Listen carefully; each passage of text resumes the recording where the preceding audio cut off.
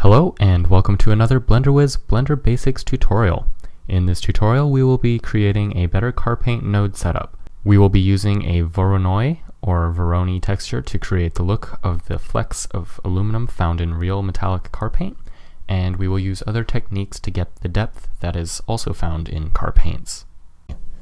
We're going to go ahead and start by setting up a new studio scene. This will consist of a checkerboard floor, a bank of lights, and a sphere. So let's go ahead and delete the default cube, create a plane. Let's go into top view mode, orthographic, by hitting 5 on the numpad. Let's scale that up 10 times. So this will be our floor. Let's name it. Next, let's go ahead and begin creating the lights. So this is really just a plane. Let's scale it in a little bit along the X to make it rectangular. Come over to modifiers, click add modifier, array, and let's change its offset from the X to the Y. I want it to be a little bit more than just 1, so maybe 1.5. I think 2 might be good. And let's just have 3 lights. I'm going to pull those forward. Also pull them up.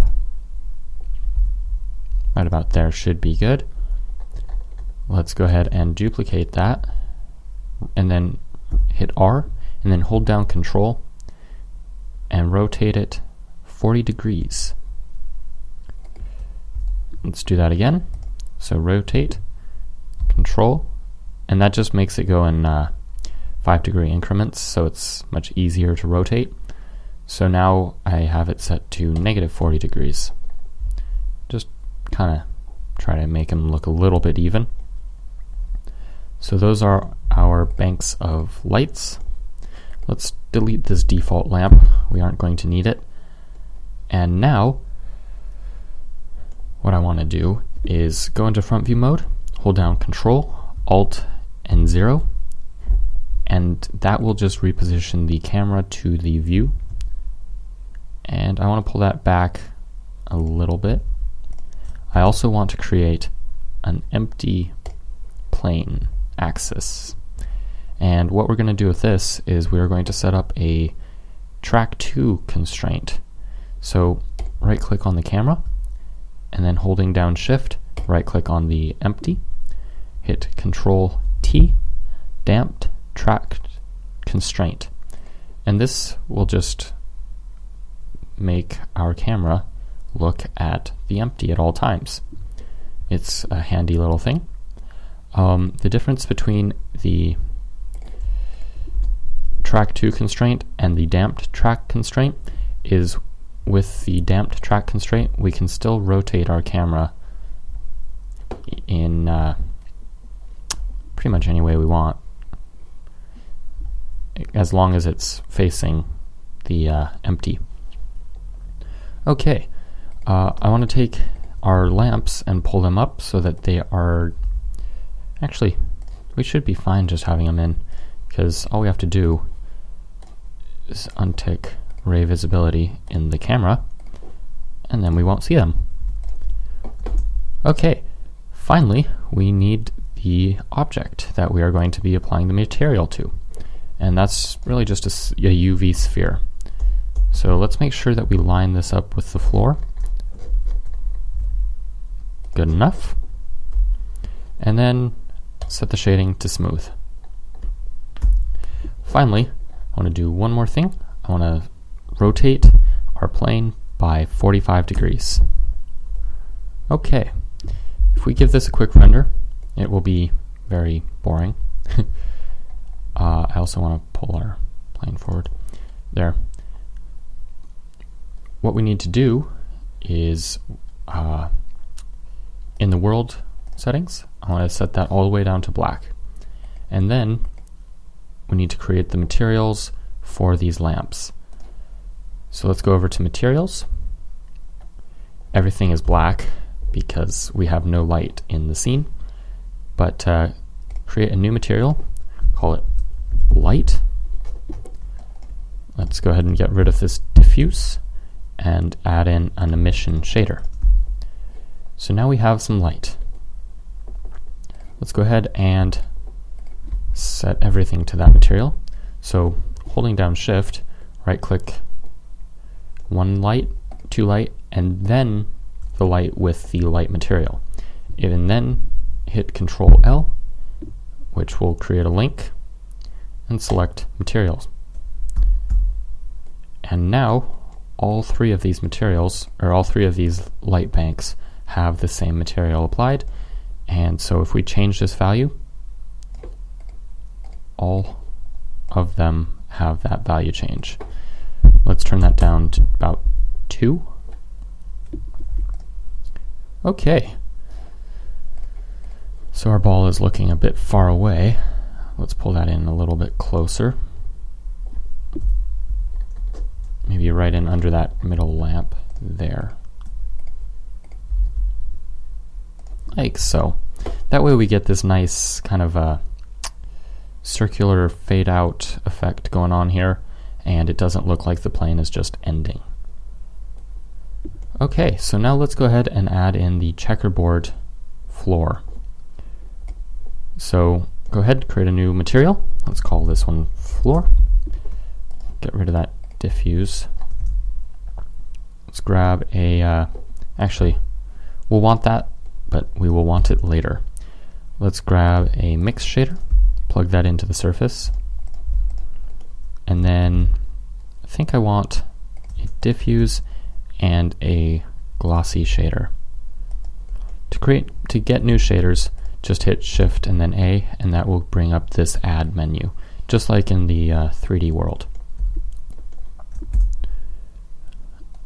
Okay, next we need the actual checkerboard texture. So if we just plug this straight into a diffuse and then plug that in like that, we can see we get this checkerboard set up. I want to give it a little bit of glossiness just to make it look a little prettier. So what we're going to do is plugging in the factor to the factor, and then plugging that in there, and finally into surface, we can actually see that it's starting to work out. Okay, so I'm just connecting these nodes up now. Okay, a little bit more glossy in that. Let's turn that roughness down, maybe 0.02. Set that to a nice darker color.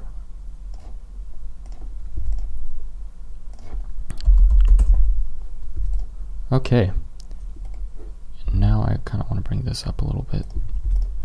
There we go.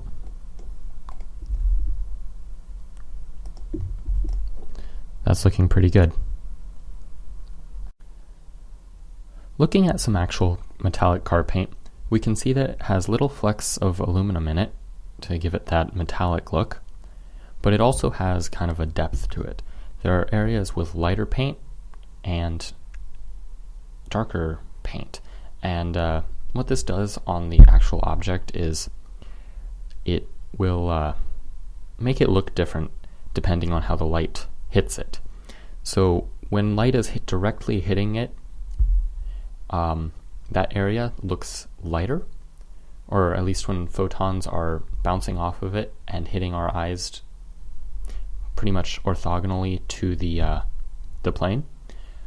But then when the paint isn't 90 degrees to our eye, or isn't perpendicular to the eye, it gets darker, and this gives it a nice depth that we didn't get with our original car paint.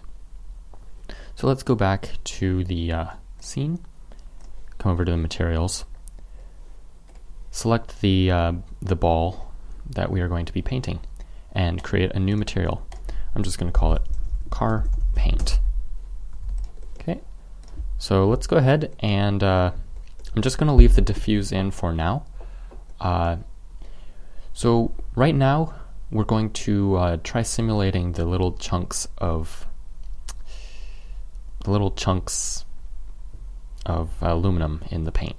And I'm just going to create a blue paint because I like blue. So the closest thing to the paint that we have is a voronoi, or the closest thing to the flecks of paint is a voronoi cells texture. So those already look kind of like flecks, flecks of metal, but not quite what we want. Let's plug that into Factor so that it's in black and white. The flecks are a little bit large though, so let's just turn it up to 550. This will be different depending on how you scale your object. So if we look closely, we can see all these little flecks, and some will become chunks of metal, or the little flecks of aluminum, and others will be just the paint color. Let's just increase the contrast a little bit, or actually not the contrast, but darken it up a little bit by changing the gamma. So set the gamma amount to 3.5, and you'll notice that it gets a lot darker. And what this does is it sets more of the area to the paint color instead of the glossy color, or the aluminum flecks. Okay, so now let's just pull these ones back a little bit and get rid of our diffuse shader now. Actually, let's just pull it back here. So grab a mix shader, plug the back end into the material output, the factor amount into the color, and then our diffuse into the top shader plugin, and then a glossy into the bottom. Okay. Set the glossy type to CGX and set the roughness to 0.3. So this should just make our thing a little bit shiny, a little shinier. So right now we're just working on the base coat. We're not actually working on the clear coat. That will be one of the last things we do, and that's what gives it that nice reflective outside material. Okay, so now if we go ahead and play around with this color here, you'll notice that there are these little flecks in our paint. We don't yet have the nice depth, but we're working on it, or we'll get there. So now though we have these nice flecks of shiny aluminum, I might want to increase this a little bit. So 560, that looks good. Okay, so next let's work on getting the depth. We have the chunks of aluminum for our material. We don't have any depth, so I'm just going to delete that diffuse node, duplicate the mix shader, plug it into the top of the original mix shader,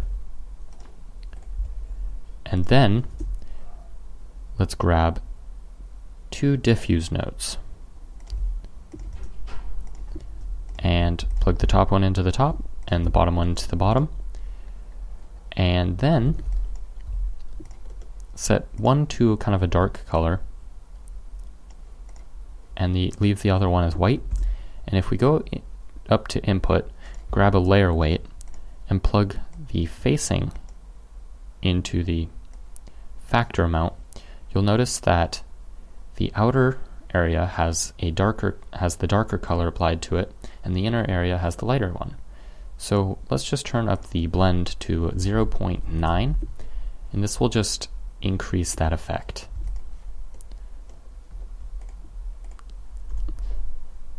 So now, no matter how you're looking at it, the area that is perpendicular to the view is lighter than the area that is not. So what we're going to do is we're going to change these both to a blue color. So I want a nice kind of a lighter blue here. And then for this outer area, let's set it to a darker, maybe right in there. And that'll create a nice effect. Then if your glossy doesn't look right, you can actually just hint it toward blue a little bit. I'm going to pause this right now.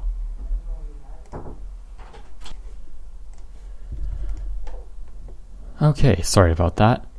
Some people wanted to know if I wanted to have lunch, but I've already eaten, so oh well. Okay, so we are starting to have a pretty nice looking shader here for our base coat. So we can start working on getting a bit more of the reflective, glossy, clear coat. So I'm just going to pull this back here, grab another mix shader, grab a glossy shader, plug that in directly, set the roughness, or set the type to sharp, turn the roughness down. If we were to just directly plug this in, it would look a bit like chrome. So that's really shiny, but it's kind of what we're looking for. So let's just connect those two together, connect those guys together, plug that into the material output, and it looks pretty good, but we can do one more thing to make it look better, and that is we can either grab a layer weight or a fresnel. I don't like how the fresnel looks right there, so I'm just going to grab the layer weight and plug that fresnel in and set the value to 0.7, and now you'll have a nice look.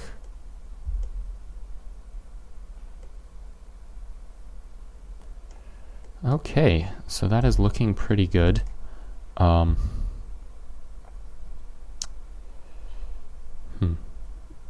might be a little bit sharp, so if you want to change it, set it to CGX and set the roughness to a fairly low value.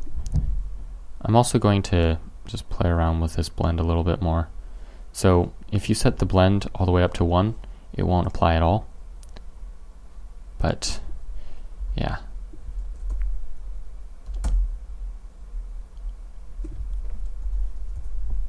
That has a lot of effect.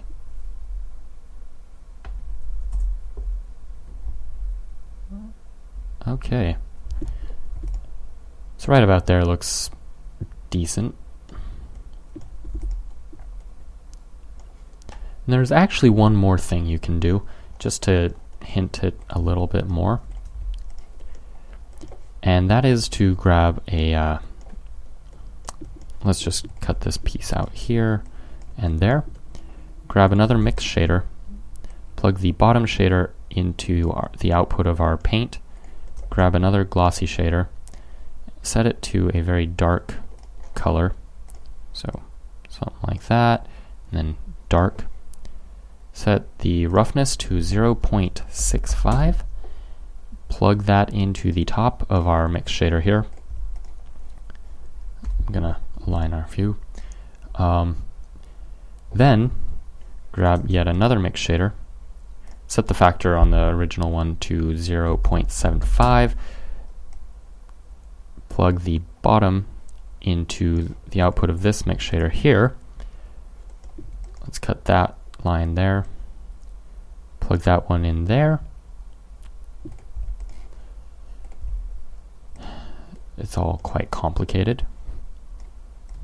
And then if I recall, this one goes there. Okay. Now if we plug that, I don't like that as much. It's worked before, so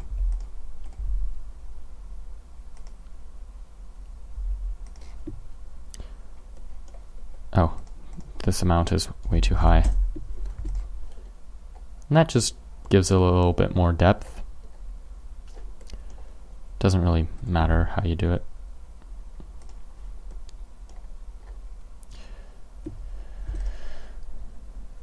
So this is looking pretty good. I might want to make this a little bit lighter.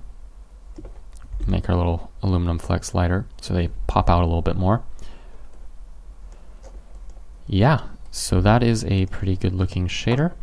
To make this all worth it, you're going to have to change the sampling amount, because at 10 samples, it would be just as easy to have a very simple shader, and with the more iterations it would become smoother and smoother. And that was the issue with the original car paint tutorial, is it just was a glossy with a clear coat over it. And so as you increase the number of samples, and I mean it had to be a lot, at 200 samples you wouldn't notice that it's smooth, but at 2,000 or 20,000 samples you definitely noticed that in fact the paint had no depth to it whatsoever. So in order to make this actually worth it, you're going to have to add a lot of samples. So for me, I'm probably going to do maybe 1,000 samples. So I think that is all. I hope you have enjoyed this. If you have any suggestions for new tutorials, please let me know. If you enjoyed it, like it, subscribe it, and let more people know that BlenderWiz is there. Yeah, I hope you enjoyed it, and thanks for watching.